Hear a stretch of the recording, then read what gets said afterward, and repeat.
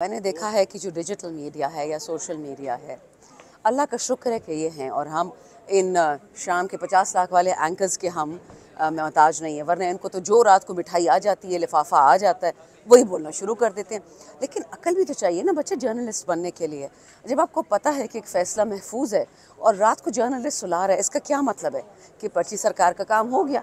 Biden साहब ने इशारा किया, बाइडन के यहाँ चमचे पहले बाजवे ने घुटने टेके, अब अभी वाले घुटने टेक रहे हैं जो ऊपर से, और हम तो जी बड़े शेर हैं। शेर ऐसे होते हैं कि आप लोग रात को इतने आप हिम्मत वाले हैं तो खुल के आके बात करें ना, हमारे सामने आके बात करें। क्या करते हैं ये जो सरकारी हजों पे जाते हैं, जो सरकारी प्लॉटों पे रहते हैं, जो लोगों को मरवाते उठवाते हैं, जो लोग अबडक्ट होते हैं उनका इंटरव्यू लेते हैं, ऐसे सो कॉल्ड जर्नलिस्ट को आप डेटा लीक करते हो। तो इसलिए मैं कह रही हूँ कूडोस टू यू। मुझे नहीं पता आप लोग की क्या तनख्वाह है, पर जितनी आपकी हिम्मत है ना, इन 50-50 के कमरे में बांध भी दो ना तो उनसे हिम्मत आप नहीं निचोड़ सकते। तो मैडम ये जो पीटीआई का एहतजाज है, आप पीटीआई का एहतजाज जारी रखेगी?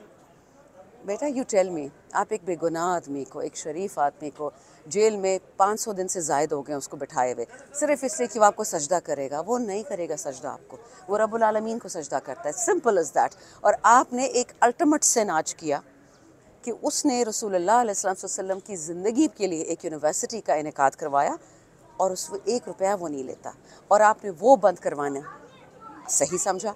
उसके पैसे जो नवाज़ शरीफ का बेटा और ये मलिक रियाज साहब का कोई केस था करप्शन का या जो भी था, और सुप्रीम कोर्ट में पैसे पड़े हुए थे, वो जिसका सूद आप खा रहे हैं उसकी सज़ा पे इमरान खान को दे रहे हैं। आप मुझे बताओ इसमें कौन सी बात लॉजिकल है? ए से बी से सी से कौन सी बात ये जुड़ती है?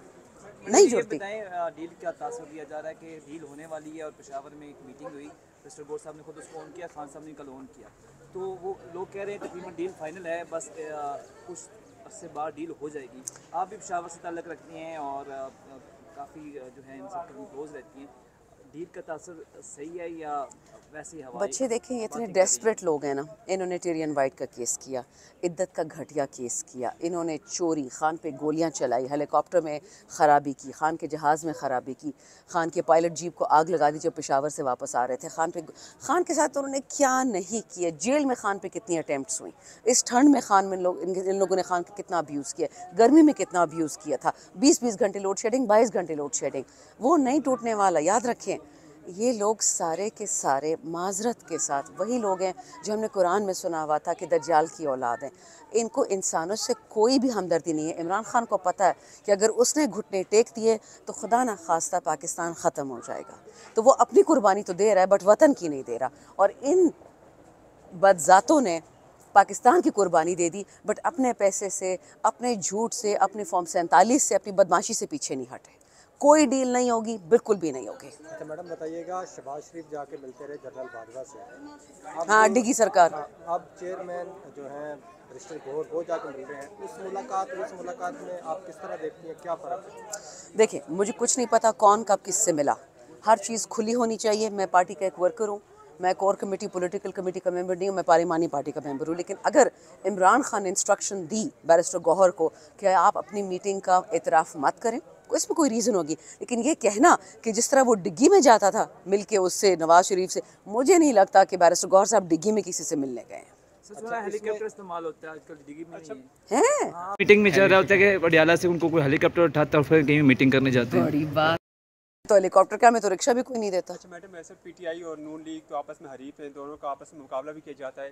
पंजाब हुकूमत की कारकर्दगी कैसी है और खैबर पख्तूनख्वा हुकूमत की कारकर्दगी की है, इसका मवाजना करें। आप वर्ल्ड बैंक से पूछ लें। वर्ल्ड बैंक ने इस साल जब बजट के टाइम पर रिपोर्ट निकाली थी, वाहिद गवर्नमेंट बलूचिस्तान गरीब भी नहीं डिफ़ॉल्ट करा था, पंजाब डिफ़ॉल्ट करा था, क्योंकि आंटी जी को फैशन का बहुत शौक है। उन्होंने जूते, प्लास्टिक सर्जरीज, कपड़ा जो भी करना होता है, डायमंड्स करने होते हैं माशाल्लाह, मेहमानों को तोहफे देने होते हैं। फिर ये पैसा उन लोगों ने, हमें जो सुनने में आया है कि वर्ल्ड बैंक का जो डिफ़ॉल्ट इनका आ रहा था, तो वो पैसा इन लोगों ने किसी और फंड के हेड से, किसी की तनख्वाहों से, किसी से निकाल के दे दिया।